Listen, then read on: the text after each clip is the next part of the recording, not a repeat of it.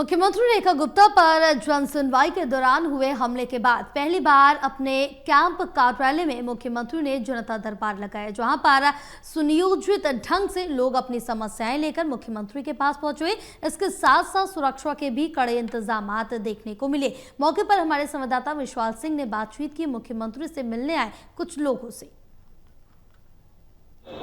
इस वक्त हमारी मौजूदगी मुख्यमंत्री रेखा गुप्ता के जनसेवा सदन में, जहां पर सीएम रेखा गुप्ता अपनी जन सुनवाई कर रही हैं और लोगों से यहां पर मुलाकात कर रही हैं। जनता दरबार दरअसल 20 अगस्त को उन पर हुए हमले के बाद पहली बार लगाया गया है, जिसमें काफ़ी सिस्टमैटिक तरीके से, काफ़ी सुनियोजित ढंग से यहाँ पर चीज़ें रखी गई हैं और लोगों जो यहाँ पर आ रहे हैं बाकायदा यहाँ पर माइक में अपनी समस्या यहाँ पर बोलते हैं और फिर सीएम रेखा गुप्ता उनके सामने आपको दिख रही हैं, उनकी समस्या सुनती हैं और जो भी उनकी समस्या लोग लेकर आते हैं उन पर संज्ञान लिया जाता है और जिस भी विभाग से संबंधित उनकी समस्या होती है उस विभाग के अधिकारी को तुरंत सीएम रेखा गुप्ता जो है संज्ञान लेने के लिए कहती हैं। और आप देखेंगे तस्वीरों में तो ये जो आम जनता यहाँ पर बैठी है, दिल्ली की जनता है जो दूर दराज के इलाकों से यहाँ पर पहुंची है अपनी समस्याएं लेकर। आप देखेंगे हाथों में सबके एक पर्चा आपको नजर आएगा और इस पर्चे में कहीं ना कहीं जो लोग अपनी समस्याएं लेकर आते हैं सीएम रेखा गुप्ता के पास, वहीं इन लोगों के पीछे अगर आप देखें तो आप देखेंगे एमसीडी, डीडीए, डीजेबी, पीडब्ल्यूडी हर विभाग के अधिकारी भी यहाँ पर जो है मौजूद हैं।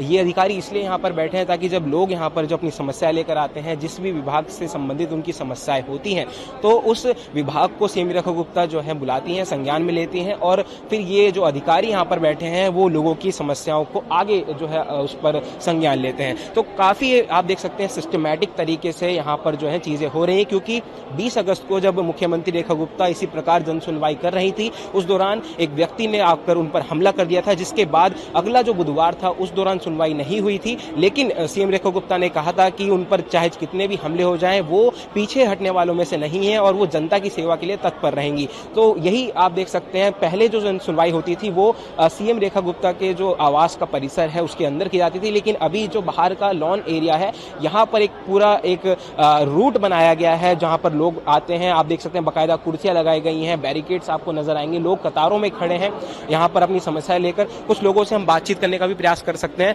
भैया कहाँ से आए आप?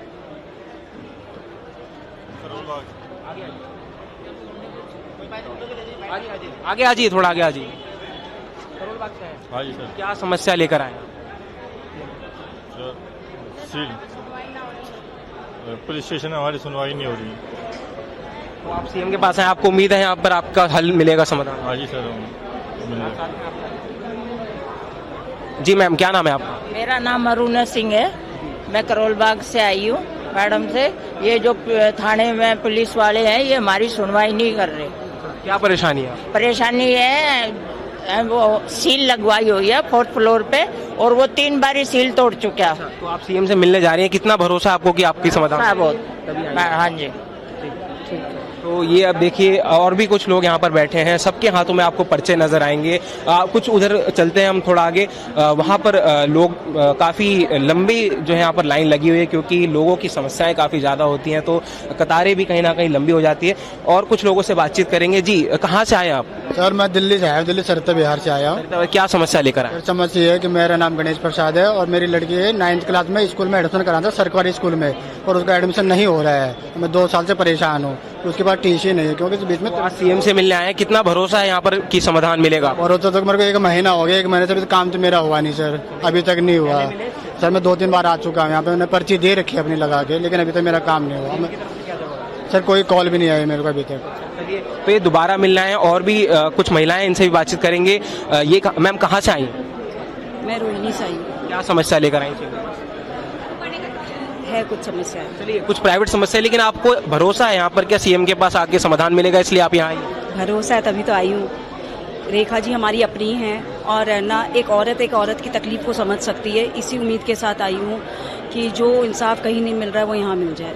अच्छा मैम, ऐसा पहले कभी देखा कि सीएम लोगों से मिल रही हैं, अपने घर बुला रही हैं, बीच में हमला भी हुआ उनके ऊपर? पता है मुझे मालूम है, क्योंकि हमारा अभी एक रामलीला का कार्यक्रम होने वाला है काफ़ी बड़े रूप में, 20 सालों से हो रहा है। उसमें उसकी भूमि पूजन है 6 तारीख की। उसमें रेखा जी ही आके भूमि पूजन में डायरी इनॉग्रेशन वगैरह करने वाले थे, लेकिन क्योंकि उनके ऊपर जो हमला हुआ उसके चलते अभी वो जा नहीं रही है कहीं, बोल के अभी भूमि पूजन पे नहीं आ रही है। पर हम उम्मीद करते कि रामलीला में वो आए और हमें भी मौका मिले उनको सम्मान देने का और उनका वेलकम करने का। और आज मैं इसी उम्मीद से आई हूँ, बहुत सारी आशाएं लेके आई हूँ कि जो मतलब जिस चीज़ों से मैं गुजर रही हूँ यहाँ पे मुझे उसका समाधान मिल जाए। तो आप देख सकते हैं लोग यहाँ पर काफ़ी भावुक भी हो जाते हैं क्योंकि लोगों की अलग अलग प्रकार की समस्याएं होती हैं, कुछ निजी समस्याएं भी होती हैं। और यहाँ पर एक बुजुर्ग हैं भी हमसे बात करना चाहते हैं, इनसे पूछेंगे। जी, क्या नाम है अंकल? भाई मेरी वाइफ दिल्ली जल बोर्ड से रिटायर्ड है, 15-16 साल हो गए। वो कोरोना में बीमार हो गई थी, 47 लाख का खर्चा हो गया मेडिकल का। ये सब बातें मुख्यमंत्री को बताने वाले हैं आप? हाँ, क्या उम्मीद है सर? मिल जाएंगे पैसे, यही है। वो देखो क्लेम दिया वो दिल्ली जल बोर्ड में, वो पास नहीं कर रहे, वो इधर से उधर करते, एक टेबल से दूसरे टेबल पे, तीसरे टेबल पे। आज आप खुद सीएम से मिलेंगे, पूरी उम्मीद है पास हो जाएगी? 4 साल हो गए। ये देखो ये 47 लाख का, ये जो वो बीमार पड़ी है, मैं आ रहा हूँ उसके लिए। चलिए, तो देखिए काफी बुजुर्ग हैं, काफी इनकेज है और ये खुद यहाँ पर आए हैं क्योंकि इनको भरोसा है, एक उम्मीद है सीएम रेखा गुप्ता से कि जिस तरह से वो जन सुनवाई कर रही हैं और लोगों से लगातार मिल रही हैं तो लोगों की समस्या जो है वो कहीं ना कहीं हल होंगी। सोगी सूबे के साथ दिल्ली से टोटल टीवी के लिए विशाल सिंह।